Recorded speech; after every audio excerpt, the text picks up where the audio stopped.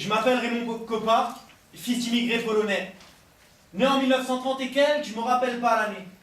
Au fond de la ruelle des chemins perdus, j'habitais au Inter, derrière une gare au nord de la France, dans une bicoque en terre. Je me souviens, je levais les yeux sur un ciel gris et terne. La France était coupée en deux, c'était la guerre interne. Dans les sous-sols, on se réfugiait lors des bombardements. On ne se rendait pas compte, on était juste des garnements. J'étais le chef de bande, un peu roublard, un petit peu cabochard. Mon premier ballon, je l'ai trouvé devant un camp de chleux. C'était cool, ça changeait de la boîte au fer. On se faisait des passes quand il pleuvait ou sous un beau temps frais.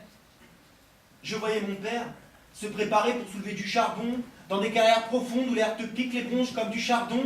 Il revenait fourbu le soir, les mains pleines de rouille, libéré du grisou et des vapeurs de la houille. Je n'oublierai jamais les stades que j'ai vus s'enflammer, la ferveur du peuple qui me portait quand les filets tremblaient, le goût du succès, pour moi l'enfant des mines. Dans le fond du globe, je sombrerais tel un sombre héros. Pendant la Deuxième Guerre, au-dessus de nos têtes, il y avait les obus. Mais nous, on tapait le foot sur le terrain vague, on tirait droit au but. Mon frère, c'était le gardien, je lui mettais des mines. On se mettait dans les gradins dès qu'on sortait de la mine. Naguère, avec les potes, on se faisait la belle. À l'après-guerre, le samedi soir, tout le monde allait au bal. On lançait des valses et on se décalait en faisant tournoyer les plus belles filles du Pas-de-Calais.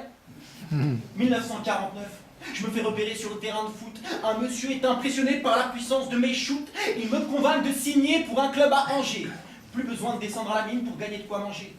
Je dribble, fais des petits ponts et des petits pas. Un crochet à droite, les adversaires sont décrochés. Dans la ville du Champagne, tout le monde est en transe. Aidé par mes compagnons, on gagne la Coupe de France.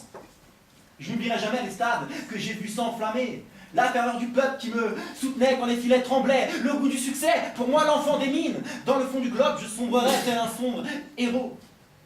1956. C'est la finale de la Ligue des Champions. Les journaux de l'Hexagone m'appellent Napoléon.